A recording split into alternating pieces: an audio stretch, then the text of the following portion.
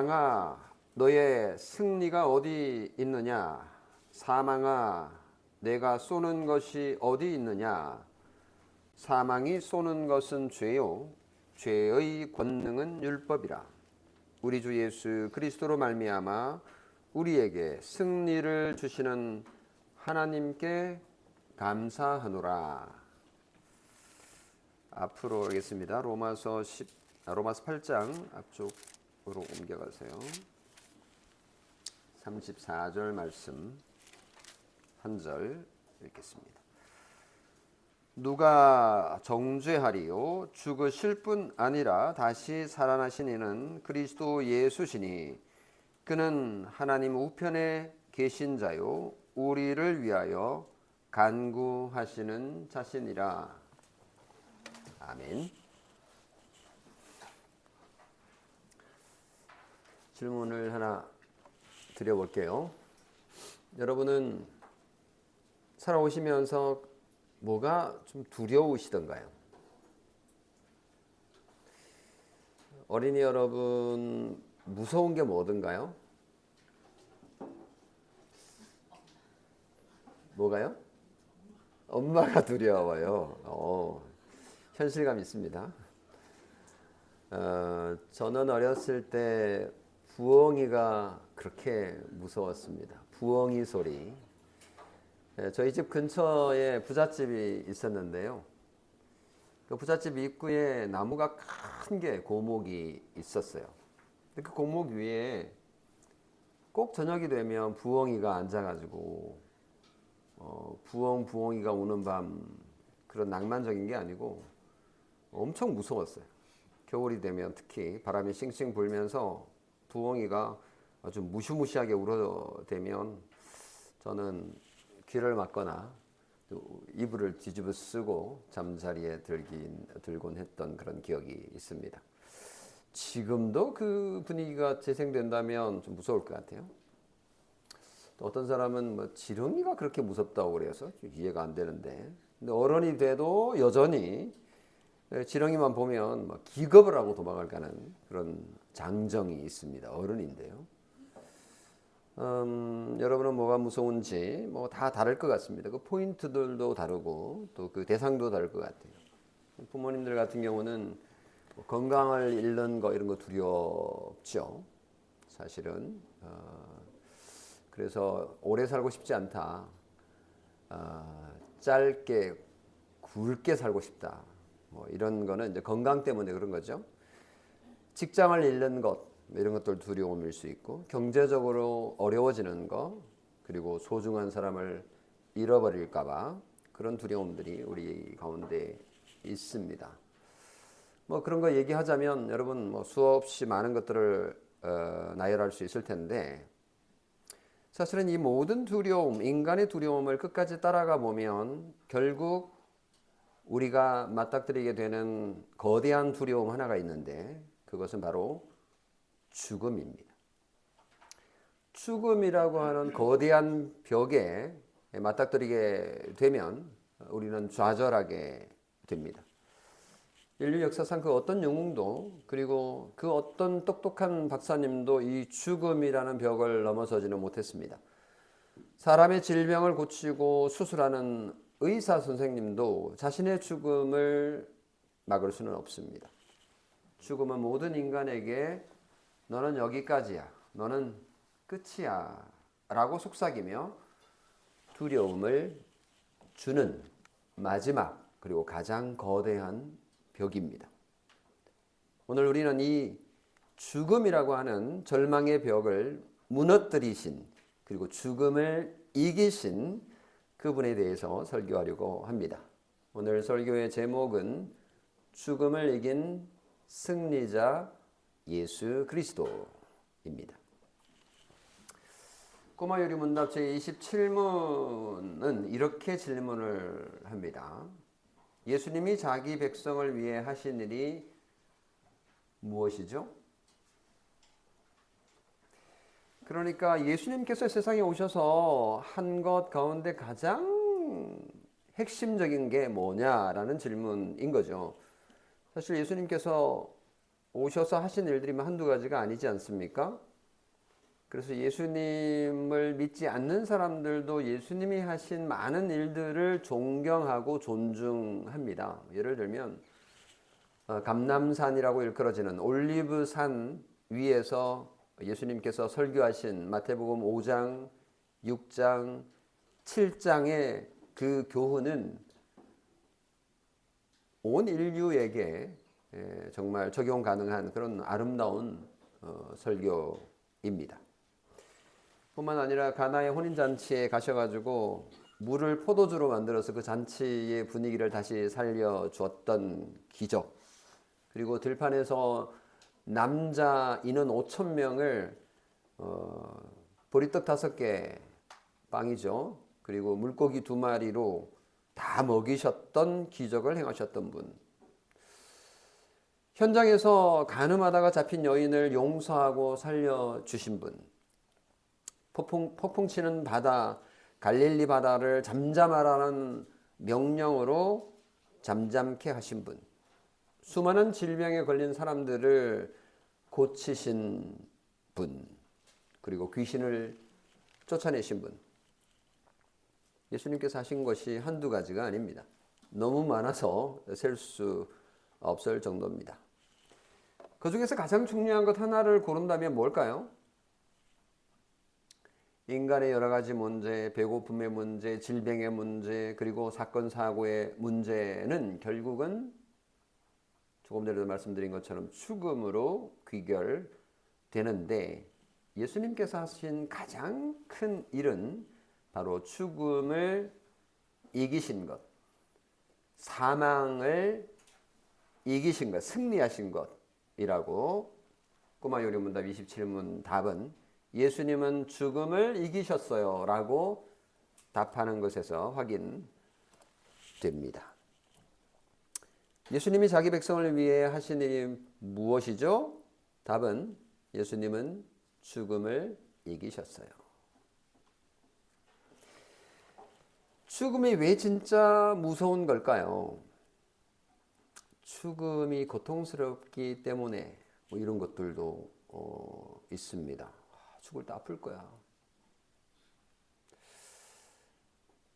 근데 제가 잘 모릅니다만 안 죽어봐서 막상 죽을 때는 또 그렇게 고통스럽지 않다라는 말도 하더라고요. 저도 이제 죽음을 향해서 달려가고 있기 때문에 그런 얘기들이 귀에 솔깃솔깃하게 들립니다. 그런데 죽음이 진짜 두려운 이유는 그런 고통이 아니라 모든 것으로부터 단절시키기 때문에 두려운 것이다 라고 봅니다. 다시 말하면 죽음은 사랑하는 가족과의 관계를 단절시키죠. 죽음은 내가 하던 모든 노력을 중단시킵니다. 그리고 내가 하는 일들을 중단시킵니다. 그 무엇보다도 죽음은 하나님으로부터 영원히 끊어놓는 그런 역할을 하게 됩니다. 성경은 이걸 심판이라고 부르죠. 그 심판에서 영원한 죽음이 적용이 되는 것입니다. 죄를 가진 인간에게 죽음은 단순한 끝이 아니라 하나님의 거룩한 심판대 앞으로 끌려가는 두려운 집행관과 같다. 그렇기 때문에 죽음이 두려운 것이다. 그래서 인간은 본능적으로 죽음 앞에서 초라해지고 작아질 수밖에 없음을 확인하게 됩니다. 우리는 죽음을 옆에서 경험해 본 적이 없기 때문에 이게 무슨 얘기인가 사실은 너무 먼 이야기로 들립니다. 다우리 교회가 지금 후원하고 있는 호스피스, 샘물 호스피스에서 사역하고 있는 제 동료 친구 목사를 만나면 계속 죽는 얘기를 해요. 너무 또 많이 들으니까 또 이게 이야기처럼 들려가지고 현실감이 없어질까봐 좀 걱정이긴 한데, 만나면 계속 죽는 얘기 하니까 밥맛이 좀 떨어지는 그런 또 부작용도 없지 않아 있습니다. 그런데 죽음 앞에서는 살아있는 사람도 두렵고 그 본인도 두려움을 가지게 된다고 합니다. 거기에서는 목사도 별 수가 없고 장로도 별 수가 없고 예수 잘 믿는 사람들도 되게 힘들어한다고 그래요. 그렇기 때문에 이제 그 마지막 순간에 하나님의 말씀으로 위로하고 격려하고 죽음을 당당하게 맞이하도록 도와주는 역할을 한다고 합니다. 성경은 오늘 본문 고린도전서 15장 55절, 56절, 57절에서 죽음을 아주 독특하게 묘사를 하는데요. 사망아 너의 승리가 어디 있느냐? 사망아 내가 쏘는 것이 어디 있느냐? 사망이 쏘는 것은 죄요 죄의 권능은 율법이라. 우리 주 예수 그리스도로 말미암아 우리에게 승리를 주시는 하나님께 감사하노니. 고린도전서 15장은 부활장으로 알려진 유명한 바울의 편지 속에 들어있는 내용입니다. 부활, 예수 그리스도께서 죽음을 이기셨다라는 것을 서술하고 있는 과정에 나온 말입니다. 사망아 승리가 어디 있느냐? 너의 승리가 어디 있느냐? 네가 뭐 엄청 이겼다고 날뛰었는데 그동안 네가 인간들을 지배하고 인간들을 죽음으로 옥죄고 지배해 왔는데 너의 승리가 어디 있느냐? 너의 독침이 사망의 독침이 어디 있느냐라는 질문을 던지는 거는 몰라서 묻는 게 아니라 너 이제 없어졌잖아 라는 승리자의 승전가라고 볼 수 있습니다. 사망을 이긴 자가 승리하고 나서 노래하는 것이라고 보시면 되겠습니다. 사망은 더 이상 그 능력을 이제 발휘하지 못하게 됐다라는 승리를 노래하는 그리스도를 따르는 그리스도인들의 고백인 것이죠. 사망아 라고 했으니까 사망이라고 하는 사람 이름이 있나? 실제로 사나테라고 하는 사나토스라고 하는 단어가 있는데 그게 이제 진짜로 그렇게 죽음아 사망아 라고 이제 불러요. 혹격으로 이렇게 사용하는데 의인화한 거죠. 죽음을 의인화합니다. 승리를 얘기할 때는 사망을 사람처럼 이렇게 표현을 했고요. 독침, 쏘는 거 얘기할 때는 사망을 곤충, 그러니까 독충에 비유를 합니다. 아담 이후로 사망이 인간을 지배한 게 사실이죠. 늘 사망이 승리해 왔습니다. 그래서 사망은 인간에게 독침을 쏘아 꼼짝 못하게 만들어 소망과 희망을 빼앗아 버렸었죠. 하지만 예수 그리스도께서 오셔서 그 사망을 끝장내셨다라고 바울은 선언하고 있는 겁니다. 그러면서 56절에 사망이 쏘는 것은 죄요 죄의 권능은 율법이라 라고 그냥 일반적인 서술을 진술하고 있습니다. 다시 말하면 예수 그리스도 때문에 죽음을 이기고 승리했음을 선언하는 거죠. 여기 보면 사망이 쏘는 것은 죄요라고 했는데 사망에 쏘는 것이라고 하는 이 단어 표현은 사실은 독침을 의역한 겁니다. 독침이라는 단어를 쏘는 것이라고 이렇게 의역해가지고 풀었었어요.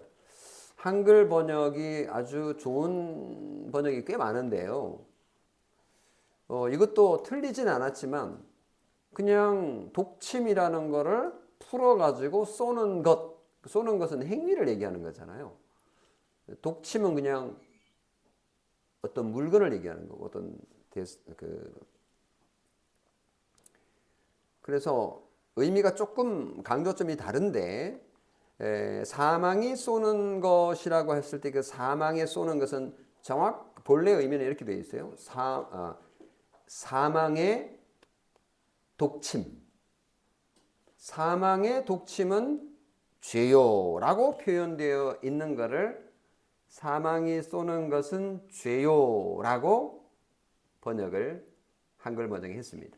영어 번역을 보면 그냥 뭐 소유격으로 그냥 되어 있어요. 서술하지 않았어요. 사망이라고 하는 곤충, 괴물이 인간을 쏘아서 죽일 때 사용하는 무기가 독침이라는 뜻이고, 그 독침이 뭐냐? 죄다라는 얘기를 하고 있는 겁니다. 자, 봅시다. 사망이 쏘는 것은 죄다. 무슨 뜻 같아요? 사망이 쏘는 게 죄다. 사망이 쏘았는데 그게 죄라고? 말이 좀 이상한데요. 이상하게 들리는데 이거를 거꾸로 생각해 보면 훨씬 쉽습니다. 죄는 사람을 죽도록 쏘는 죽음이라고 하는 곤충과 같다라고 이해하시면 됩니다. 무슨 말인지 아시겠죠? 죄가 사람을 죽도록 쏘는 그런 독침의 역할을 한다라는 의미를 말하고자 했던 겁니다. 근데 이제 그 정도는 알겠어요. 아, 죄가 독침처럼 우리를 쏘아서 사망에 이르게 하는구나 라는 표현을, 사망이 쏘는 것은 죄요라고 표현을 했구나 라고 이해를 할 수 있는데, 그런데 여기에 중의적인 의미가 또 있습니다. 그러니까 이 독침이, 사망의 독침이 쏘니까, 죄의 독침이 쏘니까 죽는구나, 사망에 이르는구나 라는 것을 알 수 있는데요. 그거를 우리가 이해할 때 또 한편 이것도 배우게 된다라는 뜻입니다. 그게 뭐냐 하면, 벌이 독침이 있는데요. 벌이 쏘잖아요. 벌이 독침이 있는데, 벌이 사람을 쏘려고 침을 발산이 아니고 내서 이렇게 사람 피부에 쏘면 그 벌 뒷꽁무니가 빠져가지고요, 사람 이 몸에 콕 박혀버려요. 그래서 뒤쪽 그 꽁무니 쪽이 완전히 떨어져 나옵니다. 그러면 그 벌은 죽습니다. 물론 모든 벌이 그런 게 아니에요. 꿀벌이 그렇습니다. 특히 말벌 같은 경우는 무한 반복할 수 있는데, 얘는 그냥 한번 쏘면 한 번으로 자기가 죽어버려요. 그러니까 사망이라는 곤충이 죄라는 침으로 인간을 쏘지만 결국 망하고 말 것이라는 점을 간접적으로 표현하는 측면이 있다라는 뜻입니다. 사탄이 예수 그리스도를 쏘아 죽였지만 그로 인해서 사탄의 무기인 곧 죄를 더 이상 사용할 수 없게 되는, 무기가 무력화되는 효과가 있었던 것처럼 그런 의미가 있다라는 것을 우리가 확인할 수 있습니다. 예수 그리스도께서 십자가에 죽으심으로 죄를 없애버리셨기 때문에 사망은 이제 힘을 잃고 만 것이다 라는 의미가 이 속에서 간접적으로 보여지는 측면이 있습니다. 그래서 사망이 쏘는 것은 죄요라는 것은 죄가 사망에 이르게 하는 독침이구나 라고 이해를 하면 맞고요. 두 번째 이어지는 진술은 죄의 권능은 율법이라는 표현입니다. 이것도 마찬가지로 이제 죄의 권능이라고 했으니까 이것도 소유격으로 되어 있거든요. 죄의 권능, 그리고 죽음의, 앞에는 죽음의 독침, 죽음에 쏘는 것, 이런 식으로 표현, 똑같은 그 방식으로 표현이 되어 있는데요. 이 말은 율법이 죄에게 권능을 줬다라는 뜻입니다. 율법이 없으면 죄가 죄인 줄을 알 수 없는 거잖아요.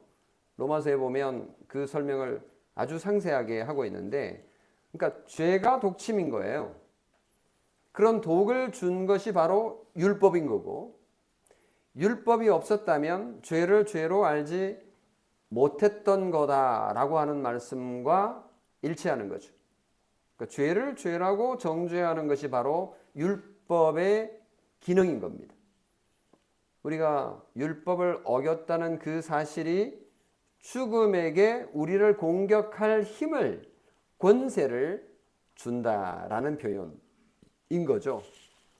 그러니까 죄 때문에 죽음은 우리를 영원한 지옥으로 끌고 갈 정당한 명분을, 힘을 갖게 된 것이다 라는 설명을 서술하고 있는 겁니다. 자, 그래서 56절은 거꾸로 이해하면 이해가 쉬워요. 이걸 어떻게 이해를 하냐 하면 거꾸로 이해를 하는 거죠. 율법부터 시작하는 겁니다. 율법을 주어로 해석을 하면 분명해져요. 봅시다. 율법이 죄를 만들고 죄가 능력을 발휘해서 사람을 쏘아 사망에 이르게 한다. 이렇게 거꾸로 이해를 하면 이 문장이 쉽습니다. 그렇습니다. 율법, 다시 말하면 하나님의 말씀이 없었다면 죄도 없었을 겁니다. 로마서 7장 9절에 보면 분명하게 나와 있죠. 전에는 율법을 깨닫지 못했을 때 내가 살았었는데 계명이 이름에 죄가 살아나고 나는 죽었다. 이거 죽인 거예요. 하나님의 율법이 죄를 밝혀낸 거예요. 그래서 사람을 죽인 거죠. 근데 그 말씀하고 여기 이제 일치하는 그런 부분입니다. 그래서 죄는 인간에게 사망 선고를 하게 되었고, 그렇게 되니 사망의 독침은 사망에 이르게 하는 독침이고, 죄가 바로 죽음에 이르게 하는 독침과 같은 역할을 해 왔다라는 서술입니다. 또 벌 얘기를 좀 해봐야 되겠는데, 양봉 얘기. 저희 노모께서 85세신데요. 양봉을 한 50년은 한 것 같아요. 정확하게 제가 계산을 안 해봐서 모르겠는데요. 대략 한 50여 년 전후 되는 것 같아요. 그러니까 한 50년 전쯤 처음 양봉을 시작할 때 이렇게 벌통을 2개, 3개 이렇게 사서 실패했다가 다시 또 2개, 3개 또 사서 이렇게 처음 시작한 거예요. 근데 그 벌을 놓을 데가 없으니까 멀리 두면 관리도 안 되니까 집 안에다가 둔 거예요. 그 집 안에 둔다는 건 우리 마당에 둔다는 얘기죠. 그 방 안에 둔다는 얘기는 아니고. 그러니까 이제 마당에 이렇게 앞에 두고 기르는데 이제 벌이 자꾸 늘어나면 이게 뭐 7통, 8통, 14통 이렇게 늘어나는 거예요. 이게 막 새끼를 까기 시작하면 정말 한 통에서 2통, 3통 이렇게 늘어나는 거예요. 봄에 엄청 활동이 좋을 때는. 그렇게 해서 벌이 이제 많이 봄에 키워지면, 자라면 나중에 이제 여름에 엄청 꿀을 많이 이제 따게 되는 그런 역할을 하게 되는 거죠. 그러다 보면 이제 저도 옆에서 어머니를 좀 도와서 그 뭐 무거운 거 들어드리고 뭐 이렇게 뚜껑도 열고 다시 뭐 이렇게 도와주는 역할들을 하는데, 그러다 보면 벌에 막 쏘이거든요. 엄청 아파요. 근데 이제 막 벌들이 달려들면 물론 얼굴에 이제 이렇게 그 망을 가리고 이렇게 함에도 불구하고 손 뭐 이런 데 와서 막 붙어서 막 이렇게 쏘는데요. 엄청 아파요. 근데 막 쏘여가지고 막 아파서 막 이러면 이제 어머니가 와가지고 저에게 달려드는 벌을 다 데리고 가세요. 실력도 좋으세요. 어떻게 다 데리고 가더라고요. 그리고는 어머니가 대신 쏘여요. 예. 그러면 이제 저는 이제 도망갔다가 다시 이제 좀 이렇게 막 눈치 보고 와가지고 좀 도와드리고. 그 이제 한번 쏘이고 나면 막 힘이 빠져가지고 더 이상 도와줄 마음이 안 생깁니다. 저희 어머니도 이제 불쌍하니까 뭐 오라고 말 안 하고 저쪽 한쪽에 이제 숨어 있다가 뭐 도와주는 둥 마는 둥 그랬던 것 같습니다. 근데 이제 어머니는 이렇게 벌에 쏘이잖아요. 엄청 아프죠. 근데도 아이 따가워 하면서 툭 쳐버려요. 그리고 하시는 말씀이 좀 이해가 안 되는데, 아이고 벌 한 마리 죽었구나. 실제로 아까 말씀드린 것처럼 이 양봉벌은요, 이 벌은 쏘면 자기가 죽습니다. 그러니까 한 방 쏘면 자기는 죽는 거예요. 목숨을 걸고 쏘는 거예요. 자기가 지금 위협을 당한다고 생각하니까 그런 거죠. 그렇게 해서 쏘면 이게 독침이니까 어마어마하게 많이 붓습니다. 그럼 뭐 얼굴에 한번 쏘이면 막 눈이 부어가지고요. 눈이 보이지 않아요. 눈을 뜰 수가 없을 정도로 이게 퉁퉁 부으니까, 그래도 이제 학교를 가야 되기 때문에 개근상을 받아야 되기 때문에 학교 가면은 친구들이 엄청 놀리고 선생님이 혹시 너무 아픈 거 아니냐. 근데 이제 그런 일들이 뭐 한두 건 아니기 때문에 다들 그런가 하고 지나갔던 그런 시절들이 있습니다. 여기에서 우리가 이런 자연의 원리에서 우리가 배울 수 있는 것은 사망의 독침이 우리 대신 예수님을 쏘았다라고 보시면 됩니다. 예수님이 대신 독침을 맞고 죽으신 거죠. 그러니까 제가 쏘여야 될 그 벌 독침을 어머니께서 대신 맞으신 것처럼 예수님께서 우리가 쏘여야 될 그 독침을 예수님께서 스스로 대신 맞으신 것이다. 그렇기 때문에 이제 더 이상 사망은 우리를 쏠 게 없는 거예요. 한번 쏘고 끝난 거예요. 끝장난 거죠. 우리는 독침을 맞지 않아도 되는 혜택을 얻게 되는 원리가 바로 예수님의 십자가의 죽으심의 원리입니다. 이 비유가 딱 들어맞는다고 볼 수는 없지만, 그래도 예수님의 그 십자가의 죽으심의 의미를 조금이라도 설명한다면 이 비유를 한번 사용해 보고 싶었습니다.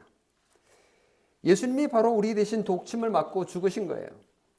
죽음이 우리를 쏘려 했던 그 무서운 죄의 독침을 예수님이 대신 다 맞으신 것입니다.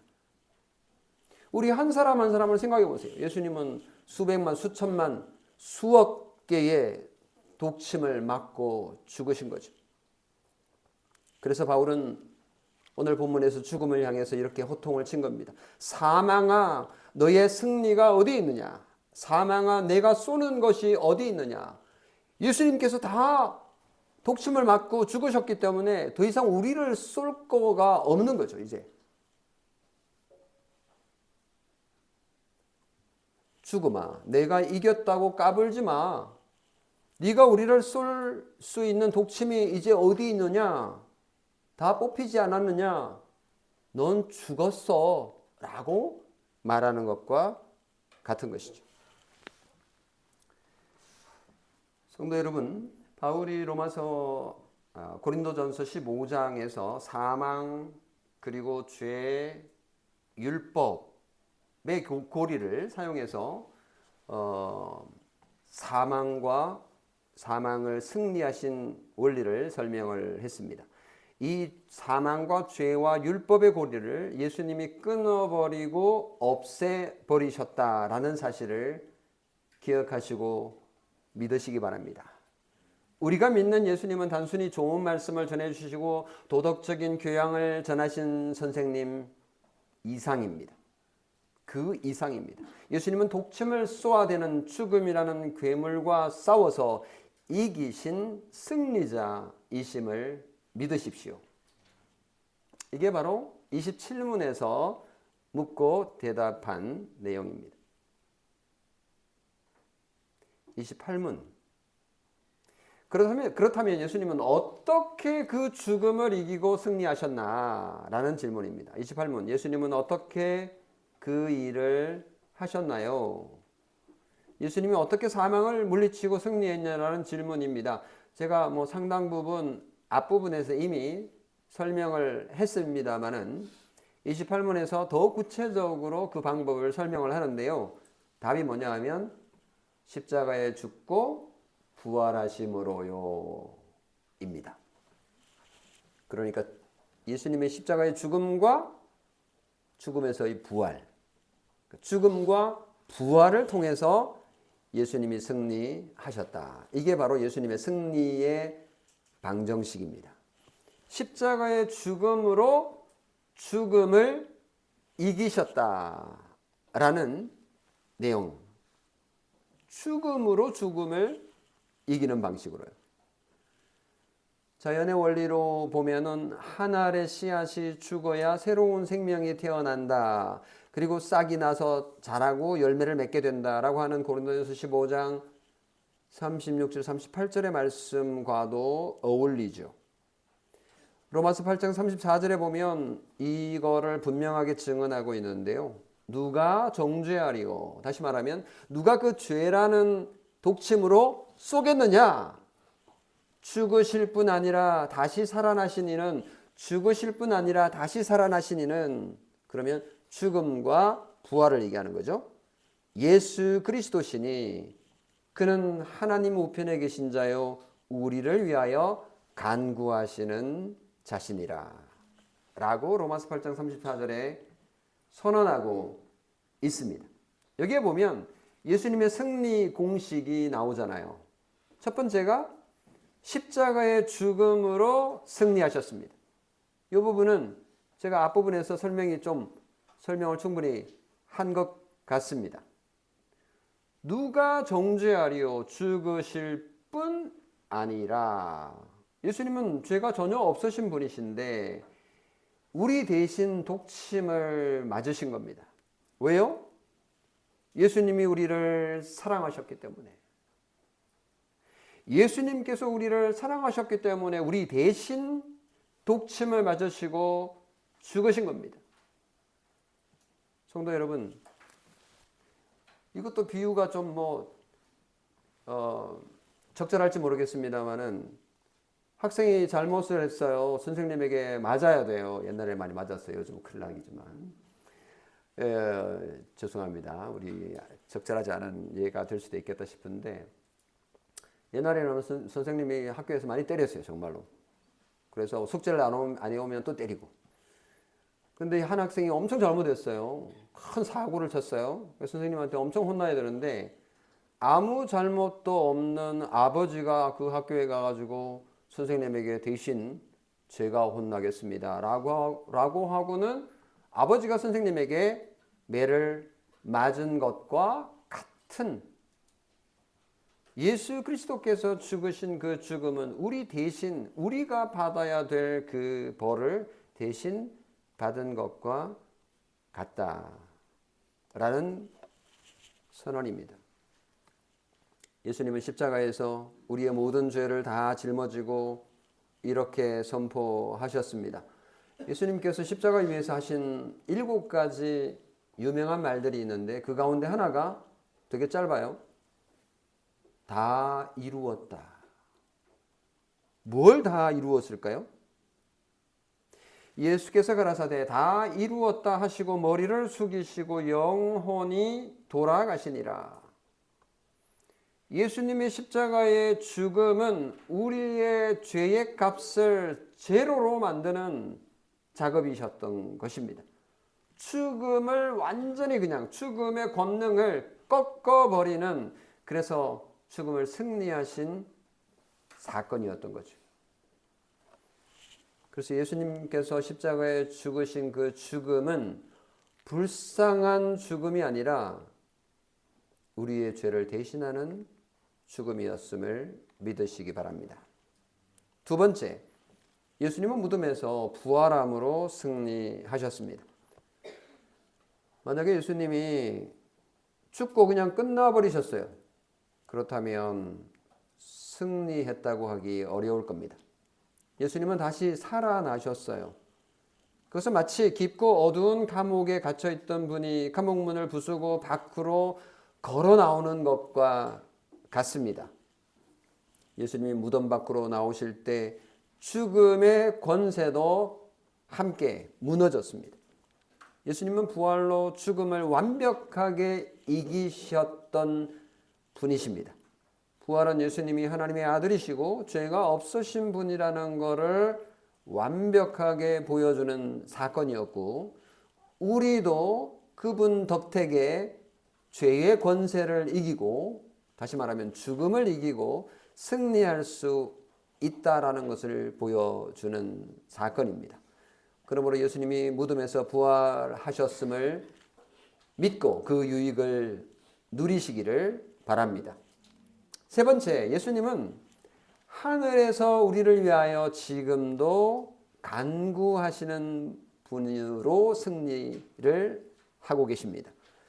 오늘 로마서 8장 34절 마지막 부분 보면 그는 하나님 우편에 계신 자요 우리를 위하여 간구하시는 자다라고 말합니다. 예수님이 죽고 부활하시고 승천하셔서 하늘 우편에 앉아 계십니다. 하늘 보좌에서 우리 한 사람 한 사람을 보시고 계십니다. 우리가 슬퍼할 때, 우리가 죄의 유혹에 빠질 때 예수님은 하나님 아버지께 기도하십니다. 아버지, 저 아이는 저의 피로 산 저의 백성입니다. 제가 죽음을 이겼으니까 저 아이도 이기게 도와주십시오. 라고 지금도 우리를 위하여 기도하시는 예수님이십니다. 이 사실을 우리가 믿게 될 때에 우리에게는 큰 유익이 있습니다. 죽음을 이기신 예수님이 우리의 대장이시기 때문에 우리는 담대할 수 있습니다. 하늘에 계신 예수님이 우리의 보스이시기 때문에 우리는 두려워하지 않습니다. 지금도 우리를 위해 기도하시는 예수님이 우리의 주님이시기 때문에 이 사실이 오늘 우리에게 얼마나 큰 위로와 격려와 힘을 주는지요. 이 사실은 우리에게 두려움을 없앨 겁니다. 죽음을 이기신 예수님이 우리와 함께 하시는데 뭐가 두렵겠습니까? 질병도 실패도 가난도 우리를 무너뜨릴 수 없습니다. 심지어 육체의 죽음까지도 그렇습니다. 우리는 이미 이긴 싸움을 싸우고 있는 군대에 속한 하늘의 군사들입니다. 이 사실은 우리가 다시 시작할 수 있게 담대함을 줍니다. 예수님이 죽음에서 다시 살아나신 것처럼 우리의 인생에 사망의 음침한 골짜기 가운데 외로이 서 있더라도 낙심할 필요가 없습니다. 예수님 안에는 부활의 생명이 무한하기 때문입니다. 하나님은 우리를 다시 일으키실 능력이 있으십니다. 예수님의 기도를 기억해 봅시다. 예수님께서 요한복음 16장 34절에 33절에 이것을 너희에게 이름은 너희로 내 안에서 평안을 누리게 하려 함이라. 세상에서는 너희가 환난을 당하나 담대하라. 내가 세상을 이기었노라. 나 혼자 싸우는 것 같아 외로울 때에 나를 위해 하늘에서 간절히 기도하시는 예수님의 목소리에 귀를 기울입시다. 오늘 배운 요리문답, 꼬마 요리문답 27문, 28문을 마음에 새깁시다. 우리는 죽음을 이기신 예수님의 백성입니다. 이번 한 주간도 어깨를 펴고 승리자답게 당당하게 살아내시는 저와 여러분이 되기를 주님의 이름으로 축복합니다. 기도하겠습니다.